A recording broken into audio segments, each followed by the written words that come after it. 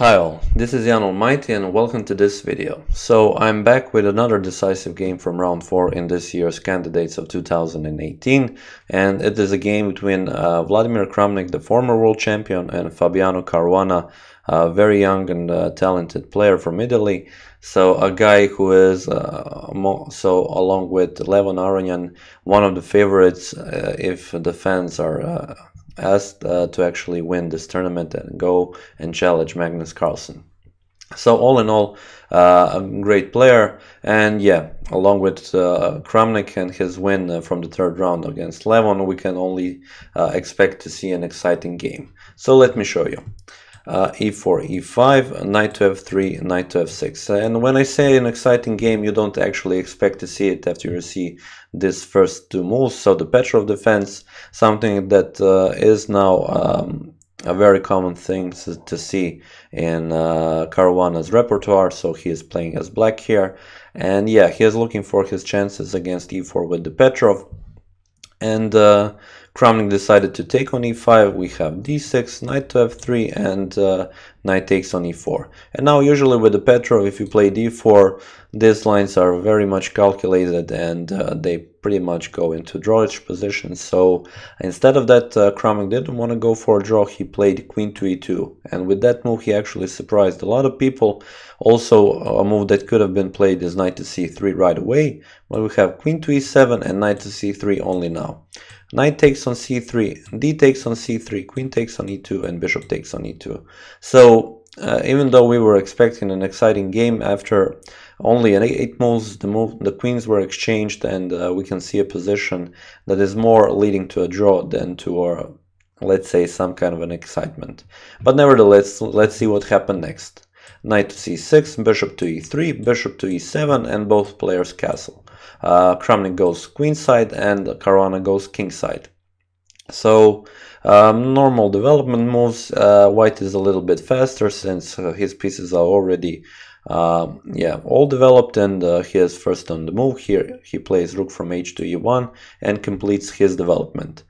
Kind of a problem in White's position is maybe this doubled pawns on the C file, but nevertheless he is looking for his chances. And now starts the middle game where they are looking to improve their pieces. First bishop to F6 by Caruana, and we have knight to D2. So since this knight doesn't really have that good squares on G5, E5, D4, Kramnik wants to put it on E4 to centralize it a bit more. We have rook to E8 and now bishop to F3. Like Caruana did, Kramnik also improves the position of the bishop. We have knight to E5 and now bishop to F4. So not allowing the knight to capture on F3, because if knight captures then rook to E8 is checkmate. So now Caruana has to address it and he plays king to F8. And now we have a bishop to D5 preserving the bishop pair. We have C6 and bishop to B3, and now it is kind of a strange decision by Kramnik, moving the bishop to this side of the board, because yeah, the problem is that after maybe pushing of the D5 pawn, this bishop will be immobilized a bit. And yeah, Caruana is looking for his chances on the king side, it seems. But that was the decision, and the decision, maybe he could have been playing something like going for H3 and G4 right away with pushing of the G5 expanding on the king side. But nevertheless, we have bishop to F5 because knight to G4 isn't allowed right away because of bishop captures on D6 with tempo, so we check, and after a few exchanges, so let me just show you, bishop to E7, you can take, and even if you play F3, I mean, first you can also take here, and even if you play F3, it isn't good to take on H2 because then the knight is essentially trapped. So of course Caruana didn't go for this. Instead of that, he first played bishop to F5. He wants to develop the other rook and continue with this development, so he played this. We have H3 from Kramnik, and now he is preparing G4 and then G5 in order to improve the position of his pieces, his pawns on the king side, and also, yeah, kind of push these bishops back in order to have all in all better position, maybe even bring the knight back on E4. but Caruana plays g5 and also decided to expand on the king side. Bishop to h2 and king to g7. So now we can see that Caruana is planning to play on the king side, and he is, it seems, a bit faster than Kramnik. His king isn't doing anything, and this king is going into the game. And now we have this strange c4 move. It is blocking this bishop, but it's kind of stopping the d5 pawn being pushed, d pawn being pushed to d5, and this is something that probably Kramnik was going for, but nevertheless a really strange move, because all in all now this bishop is even worse than a pawn, if that can be possible. g4, so yeah, I want to take on h3, maybe keep this open square for the knight, and yeah, create some chances because all of the pieces are on the king side. So we have knight to e4, attacking d6 and also the f6 bishop, so Caruana takes on e4, rook takes on e4, and now we have bishop to g5 check, king to b1, and the threat is to push f5, stabilizing the king side and essentially going into a better position as black. But first Caruana decided to take on h3 because there is no light square bishop to guard the f3 square, and fg takes on h3, then f5, and when the knight moves, first you have to take care of this d6 pawn. Essentially, yeah, white will have some problems. So instead of all of that, Kramnik surprised everybody with his next move. He played c5. Even though this pawn could have been essentially taken in the future, he wanted to go for an immediate counterplay. But after playing f5, black is actually better in this position because this rook has to go somewhere, and essentially this pawn is lost on g2. We have rook to b4, so Kramnik, since I guess this was on purpose, he was looking for some counterplay. He is going for this b pawn. He will capture this d pawn and also create a pass pawn of his own, because h takes on g2, rook takes on b7, king to h8, and now c takes on d6. Going from that very boring, usually very boring Petros defense, opening ended up being in this situation that wasn't probably what yeah, people were expecting. Because now also knight to f3, and this bishop is attacked and he cannot move since g1 is becoming a queen. So Kramnik has to find some other way to approach this position, and he played bishop to a4, attacking this pawn. We have knight takes on h2 and bishop takes on c6, just in time, since otherwise knight to f1 is the threat and g1 is being pushed. But if knight to f1 now, this pawn can just be taken. So even though at this point Caruana is now already in time trouble, it is move 28 and he is below 3 minutes, and Kramnik has much more time. Caruana is able to find the best moves. Rook plays on d8, and now he's offering this rook, because after rook takes, now knight to f1 is possible, and next move is g1 queen. Also, if he doesn't react to that, rook to d6 is a possible next move, because the rook cannot take. Rook to e1 is threat of checkmate. So Kramnik played d7 here. We have rook to e2 and bishop captures on g2. Rook captures on f2 and bishop brings back to c6, once again attacking this pawn. After all of this, white is left with a passed pawn, but is a piece down. So black is a bit in a better position, because there is no clear way how to push this pawn to a promotion, because both this bishop on g5 and rook to d8 are covering the promoting square. We have knight to g4. Now it's time to activate the knight from the border, and we have a rook takes on a7. So all the pawns here are ready to being pushed. Knight to e3, attacking the rook, rook to g1, and actually here Caruana had really a great chance to actually have some, yeah, go for a win, because rook to c2 was a move. There is no threat, yeah, I mean, rook can take on g5, but then also rook to c6 is a possibility. And if you don't do that, if you play a bishop to a4, for example, you can just play rook to f2, and you once again cannot be taken because of rook to f1 check, and this king cannot go anywhere. So that was a possibility, but as I said, Caruana was in time trouble and he missed it. He played h6 to, yeah, keep an eye, so defend this bishop. we have rook to c7, and now the threat is to capture on g5 and play rook to c8 because nothing is defending this rook on d8 anymore. So king to g7 was played, and we have a4. Also, yeah, one other problem, you cannot just take on g5 because rook to f1 is threat of checkmate, so pushing the pawn, which is a passed pawn, and also getting a breathing space for the king, and king to f7. So Caruana is in big time trouble now, and he just has to make moves, while on the other hand Kramnik is trying to get in a better position with the piece down. Bishop to b5, king to e7, and a5. So Kramnik starts to push even more. We have rook to f4, a bit of a strange move. Okay, the idea is to put the rook to b4 in order to, yeah, attack this bishop and also help to some kind of a prevent of this a pawn being pushed, but simple c3, and white is coming all of a sudden getting in a better and better position. King to d6, rook to b7 defending the pawn and the bishop, and now we have rook to g4 offering the exchange of rooks. Kramnik declines, he plays rook to e1, and now we have f4, and now both players reach time control, and white is in a bit of a better position because he has this pawn which is on d7 and this passed pawn which is coming to become, yeah, to a7 soon, and yeah, black will have problems because he has to address multiple threats. We have a6, h5, a7, so both players just pushing pawns, and now rook to b8 is a threat, so you have to play rook to a8.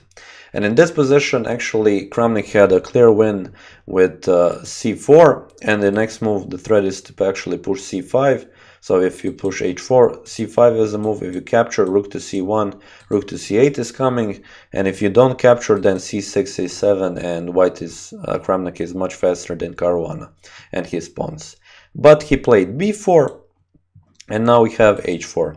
And also in this position, Kramnik had one other move that he could have played, which is actually d8 promote to a queen. But to actually calculate this, as I've said, once again, player, even though, okay, now they reached time control, but to actually calculate move after all of these stressful events, it is, yeah, it is problematic. Now, to actually, yeah, if you capture with the rook, rook to b8, and this pawn is going to promotion, so you play bishop captures on d8, but now you have rook comes to d7, king has to move away from this side, from c6, for example, king to e6, and now you have bishop to c6 attacking the rook. Rook has to capture on a7, and after rook captures on a7, it is not all that clear how will this position end up, because both of the players have pawns on opposite sides of the board. There are a lot of pieces at stake here, so yeah, it's really difficult, but white is a bit better since materialistically he has more points than black. But okay, Kramnik didn't go for this. Instead of that, only now he played c4, but now it's too late, a bit too late, because Caruana has h3. We have c5, king to e5, and now rook to b8. For some reason, at this point, yeah, Kramnik just decided to give up one of his passed pawns in order to look for some chances, because he was probably afraid of rook to h4 or bishop to h4 at some point. I mean, this pawn is close to a promotion, and Caruana is really well defending the pawns on this side. But also, he has some other idea, like rook takes on a7 and rook to g8, capture the bishop on g5, and then push this pawn to a promotion. But Caruana plays the absolute best move, which holds all the things in the position, which is bishop to f6. He will give up this rook, but put the bishop on a very active square. Threats like rook to a1 will come, maybe, and also he is guarding the d8 square so that this pawn doesn't go to a promotion. Because of that, we have first d8 promotion, bishop takes, and now rook takes on g4. As I've said, the knight cannot capture because it is pinned from this rook. So we have bishop to f6 back, and now rook to g6. Now white, once again, is materialistically better, but on the other hand, black's pawn is very close to a promotion. And also rook to b7 now is an option. The bishop has to move, so bishop to e2, and rook takes on b4. slowly those pawns are going away, and yeah, white cannot hope for a win now after all of this, only for a draw. So king to a2 was played, knight to c2, so yeah, attacking this rook and also limiting the white's king, and rook to c1. A knight to d4, so as I've said, maybe white is a bit better since he is better by material, but to actually win this game, and also already now they are on really low on time, it's really hard. So it will be more of a who is a better blitz player, who manages his time more clearly, and yeah, who has more space. And as you can see, this white king, after this bishop also comes alive, will be in big problems. So the best move here was actually to play the bishop g4, limit the king's involvement on the king's side, and try to capture this h-pawn. But we have bishop to d3, and now rook to a4. King to b1 and knight to b3, once again attacking this rook. So the rook has to go somewhere, rook to e1 check, and king to d5. We have king to c2, knight to d4, and in this position actually Kramnik could have played king to c1, but instead of that he played king to b1 and essentially threw the game, because now Caruana has this knight to f3, and yeah, this rook is attacked. There aren't any threats like bishop to e4 because the rook is guarding on e4, and yeah, you have to move the rook. You could have maybe, yeah, so the best chances you could have get with bishop captures, rook captures on f6, and then knight takes on e1, but black has a pawn here. You can try and capture it, but yeah, your hopes for a draw at least. But Kramnik decided to defend the rook. He played rook to d1, and now we had rook to a1 check, king to c2, and rook takes on d1. And after king takes on d1, nothing can actually prevent this pawn being pushed to a promotion, and it is also with a check. If rook comes on h-file, bishop to h4 is a simple. So let me also show you that. So h2, if you even sacrifice the rook, there aren't any chances of bishop to e4 either. So in a sense, a lost game for Kramnik. After all of this, yeah, he blundered in the endgame, but it was a very stressful game, and yeah, he didn't manage to end up in a draw. But the game continued. We saw bishop to a6 next, but now, of course, Caruana just defends the pieces. He has rook d2 check, king c1, bishop b2, king to b1, king captures on c5 the last pawn, bishop to b7, knight to e5 attacking the rook, rook to f6, f3, rook to f5, f2, and in this position Kramnik resigned the game and Caruana won. So he surpassed him in the lead. Now I think that Caruana is the only guy with 3 points, if I'm mistaken, sorry. So a very exciting game coming out of the Petrov's defense. First a drawish game, then Caruana had winning chances. After that Kramnik was winning, and in the end, after all of this, Caruana won the game. He showed that he can really deal with the pressure, and he really showed why he is actually one of the favorites to win this tournament. So yeah, after all of this, yeah, this will conclude the round 4. Ding Liren and Alexander Grishuk also ended up in a drawn game, even though that was probably the most exciting game of all, with Grishuk sacrificed a knight for a pawn, but also had a very clear winning with bishop to h4, but missed it. And yeah, that being said, I'm really looking forward to round 5, because we can see with exciting players like Ding Liren, Fabiano Caruana, and also Vladimir Kramnik, yeah, we can only, and Levon Aronyan, who is back in the tournament, we can only hope for a great and exciting tournament. And yeah, that being said, I would like to thank you for watching this video, and I'll see you next time.